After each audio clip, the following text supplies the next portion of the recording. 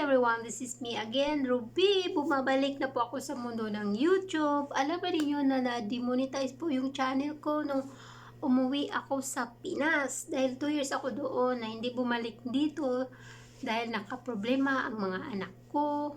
Hindi marunong sa school, wala kasing magtuturo. Ang hirap po talaga. Kaya sobrang lungkot ko noon nung nalaman ko na demonetize na po yung channel ko. Nakakalungkot mang isipin, pero tatanggapin ko po.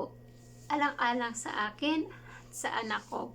Sisipagan kong muli para maibalik ko ang monetization ng channel ko. Kaya sa mga nanonood dyan, sa mga followers ko, maraming pong salamat sa inyo. At ngayon, sisimulan ko muli ang pagsusuporta sa inyo. Ulit.